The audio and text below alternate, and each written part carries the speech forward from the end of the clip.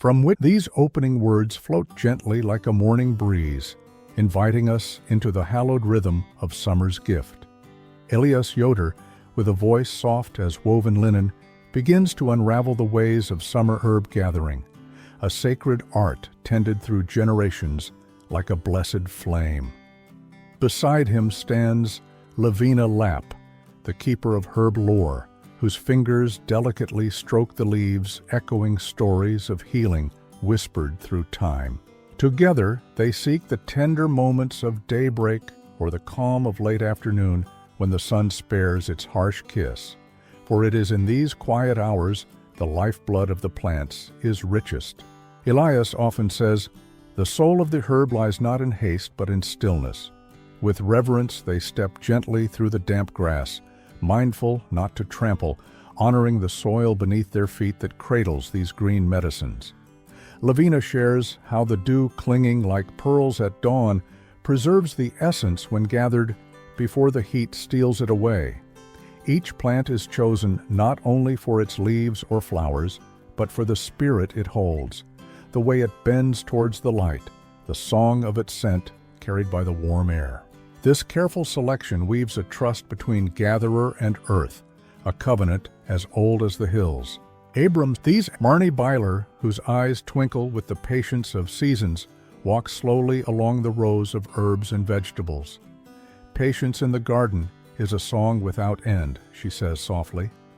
Her hands glide over thirsty soil, sometimes moistening it with the gentle touch of watering cans, never rushing, always mindful. Marnie teaches that tending the garden is like cradling a child. It asks for quiet care, tender waits, and respectful listening. She encourages to observe the whispers of nature, how a slight curl of a leaf might speak of thirst or the need for a companion plant. Through such intimate watchfulness, the garden grows rich and resilient.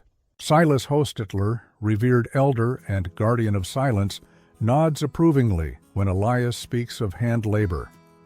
"The earth rewards those who honor her with their own strength and humility," he often says.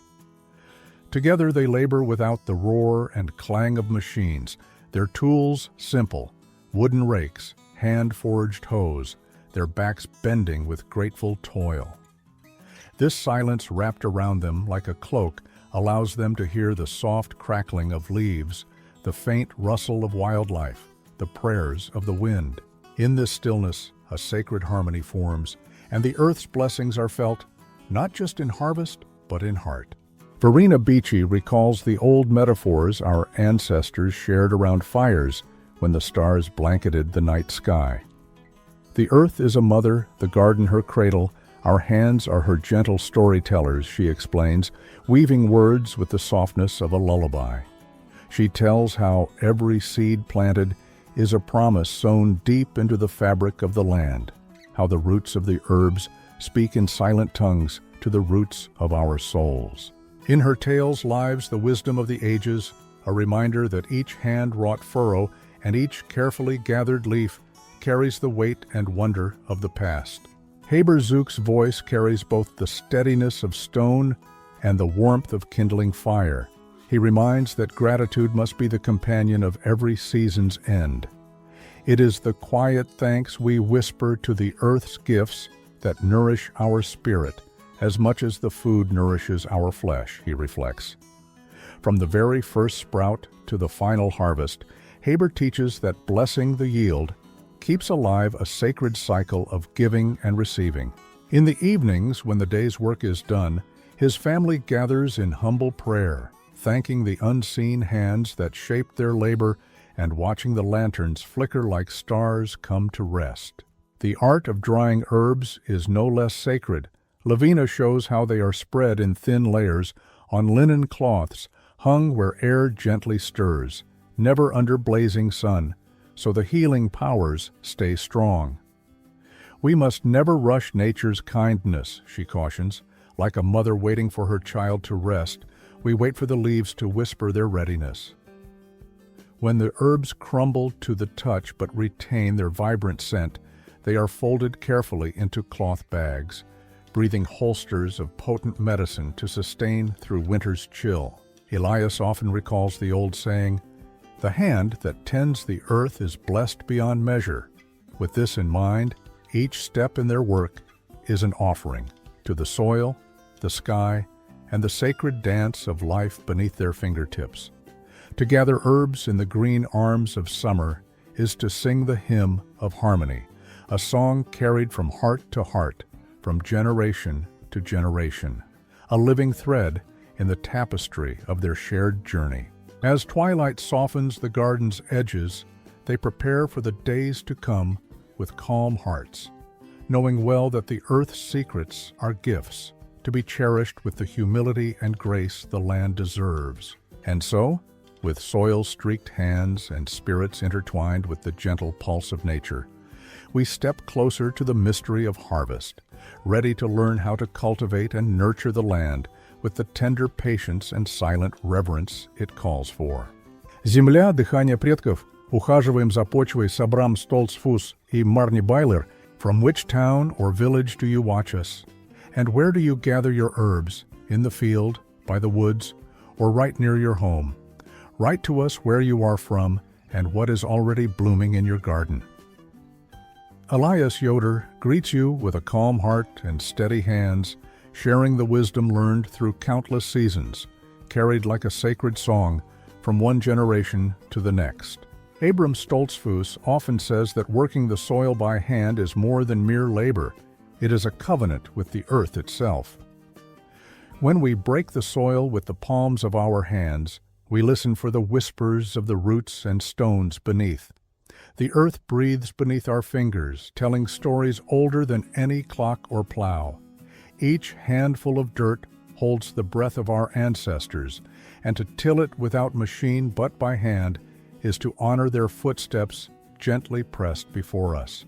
Lavina Lapp, keeper of healing plants, knows that summer is the sacred time to gather the herbs that heal both body and spirit, and not just any time, but the moments when the sun is high and dew fades like a fading prayer. To collect mint, yarrow, chamomile, or goldenrod is to collect sunlight woven with the hum of bees and the quiet song of the wind through tall grasses.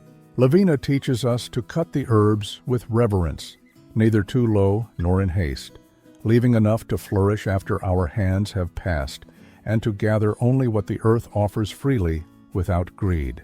Marnie Byler, gentle advisor of the garden's patience, weaves tales of how tenderness grants bounty. She counsels that to nurture the plot of earth is to perform a sacred rite of waiting and gratitude. Patience shapes the seeds beneath the soil, holding them as a mother holds her child. Place your hands on the earth, whisper soft thanks, and watch how the tender shoots respond, Marnie says with a smile that brightens the quiet moments before dawn. Silas Hostetler, our venerable elder, holds fast to the belief that the touch of hand and the silence shared with the soil are inseparable. To harness engine or machine is to steal a part of the land's spirit, rushing what must take its time. Silas's aged fingers remember the weight of the hoe and the rhythm of footsteps that taught him to walk with respect. He urges, "Let your work be slow as a prayer, and your heart quiet as a meadow at dusk, for in the silence the earth reveals its secrets." Verena Beachy, with her songs and stories, reminds us that the soil is like a great scroll inked with the lives of our ancestors. She likens each furrow to a line of a poem written by those who came before, and the seeds we plant are verses added to that ancient script. When the rain falls, it is the ink that makes the words live once more, and when the sun shines, it reads them aloud to the hungry plants growing toward the sky. Haber Zook, wise mentor in gratitude, speaks softly about the harvest. To receive the fruits of the earth is to receive gifts not earned, but given. Each ear of corn, every leaf of sage, is a blessing wrapped in humble hands, he says. Let us bow our heads first in thanks for the soil, the sun, and the waters that nourish life. In gratitude alone, we find the spirit fed and the heart at peace. His calm voice reminds us that the work is holy, yet the spirit in the giving is even more so. When summer ripens truly, the gathering begins at dawn while the world is still shrouded in gentle light. Elias shares, "We do not rush to fill our baskets but move as the earth teaches us, gently, patiently." Harvesting herbs is not plucking, but an exchange, a partnership where respect must guide every hand's motion. He shows how to tie bundles with care, hanging them in cool, shadowed spaces to preserve their healing powers as the days slip quietly into evening. Abram recalls, "The soil needs our touch, a steady and loving hand for it to remain fertile and true. When we dig with machines, the earth cries out with wounds unseen, but our fingers apply a gentle balm. Turning the ground with pitchforks and hoes is like turning the pages of a cherished book, each fold revealing new wisdom for those willing to learn." Marnie gently advises to water the garden not with urgency but with softness, as if cradling a newborn in one's arms. Too much haste can drown roots, too little can parch the spirit of the plants, she says. Kindness in care yields herbs that are robust and full of life. She often quotes the old saying, "The earth responds not to force, but to friendship."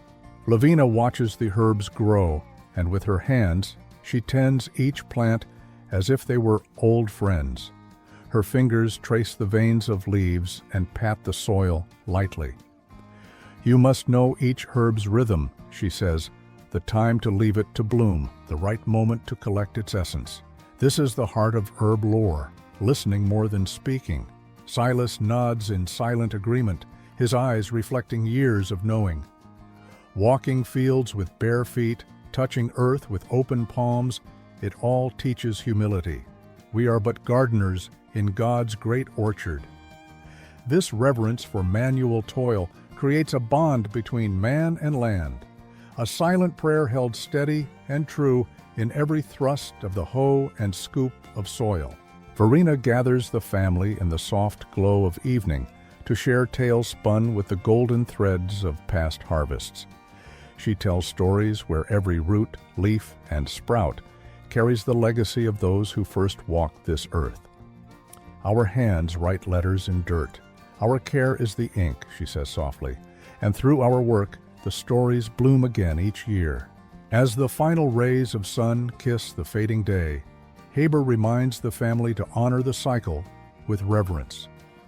Give thanks not just for bounty, but for the lesson in each seed planted and the lesson in every weed pulled. Gratitude turns labor into worship and toil into grace.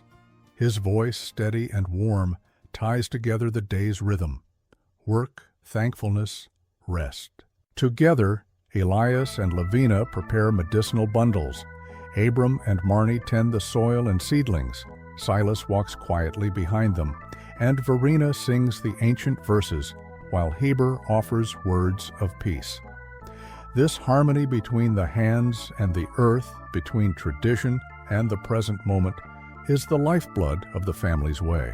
This sacred balance teaches that true care is never separate from respect. To gather herbs is to gather light and rain into your heart. To tend soil by hand is to listen deeply to the whisper of roots beneath your fingers. And to work with silent patience is to hold the secret pulse of creation itself. So now, as the summer unfolds, remember, your labor is a prayer, each leaf a blessing, and every harvest an answered song. Let no machine disturb the quiet that the earth sings softly beneath your feet. Listen with love, work with humility, and give thanks with a full and gentle heart. And as the evening folds into night, we prepare to turn the page together, leaning in closer to the wisdom of years past and the lessons patiently waiting in the soil beneath us all. Труд, тишина и благодарность. Уроки от Silas Hostetler, Verena Bici и Heber Zuk. From which town or village are you watching us? And where do you gather your herbs? In the field, near the forest, or right at home? Write to us where you are and what is already blooming in your corner of the world. These simple questions invite us to pause and connect, just as Elias Yoder often did when teaching his children the sacred art of tending to the earth. Elias, a gentle hand and steady heart, often reminded us, "The land is a living book, and we are but humble readers turning its pages with care and patience." Silas Hostetler, our wise elder, would always say that manual labor is a prayer in motion. He believes the soft rustle of leaves beneath bare hands and the rhythm of digging create a quiet harmony that no engine can mimic. Sitting with him on a sunlit afternoon, I learned that working the soil by hand is like speaking a language that the earth understands, patient, respectful, and filled with gratitude. He taught us that this rhythm instills a deep peace, a silence where the soul can rest and listen to the whispers of the natural world. Lavina Lapp, guardian of herbal lore, walked barefoot through wild meadows as the summer sun warmed the earth. She shared that the best time to harvest medicinal herbs is when their flowers reach full bloom and dew still clings to the leaves at daybreak. Timing is sacred. The essence of the plants is strongest then, carrying life-giving properties ready to heal. Lavina's calloused hands, gentle as a mother's, gathered herbs with reverence, never taking more than the land offered freely. She taught that harvest is a covenant, a promise to renew and protect the gifts of the earth for generations yet to come. Abram Stoltzfus, a storyteller of soil and seasons, often spoke of the deep roots beneath our feet as the very pulse of life.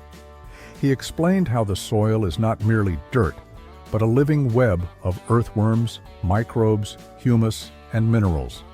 Unlike machines that crumble the soil with heavy footsteps, human hands tend it tenderly, preserving the delicate balance of nature's breath. Abram showed us that turning the soil with care aerates and nourishes it without harm, echoing the cycles written by the Lord in ancient parables. His stories wove the wisdom of the past into the fiber of our work, reminding us the earth is both a home and a holy trust. Marnie Byler, patient as the slow river, urged care for the garden with a heart steady and kind. She always said that tending the garden is like weaving a tapestry, each seed a thread, each day one more stitch in the fabric of life. Marnie taught us that weeds are like distractions in the soul. They must be removed gently but surely to allow true growth. Each plant requires a quiet touch and time, for just as the Lord rested on the seventh day, so too must the gardener respect the rhythm of growth, never rushing what the Creator has ordained to unfold in its own time. Silas whispered of the sacredness of silence during labor. He said that in the hush between efforts, a man learns humility and finds his spirit aligned with the great Creator. Within this silence, the clamor of the outside world fades, leaving room for the whispering wind, the song of birds, and the gentle pulse of the soil. In these moments, gratitude blooms like wildflowers in the heart, and the toil of hands becomes a sacred song, a hymn of thanks for the bounty the land provides. Verena Beachy, our family's keeper of stories, painted images with words like an old bard of the countryside. She told how earth is the cradle and the cross. It sustains us and calls for our stewardship. In her tales, the garden was a vast sea where each plant cast its own net, providing sustenance and shelter like the hand of the divine. Verena shared that the life of the garden mirrors the life of the soul, patience, trust, and humility, weaving day by day a tapestry of blessings, both seen and unseen. Haber Zook, soft-spoken and warm-eyed, reminded us that every harvest is a miracle, written by the hand of God Himself. "Count each carrot and every herb as a blessing," he would say, "for the earth gives generously to those who listen and serve in quiet faith." Haber encouraged us to bow our heads and hearts in thanksgiving upon gathering the fruits of labor. This act, simple yet profound, fills us with peace, weaving a bond of sacred respect between man and earth, where hope grows firm and steadfast as the oldest oak. Together, these voices, Elias, Lavina, Abram, Marnie, Silas, Verena, and Heber, form a chorus of tradition and reverence. They remind us that to gather herbs in summer is more than mere harvest.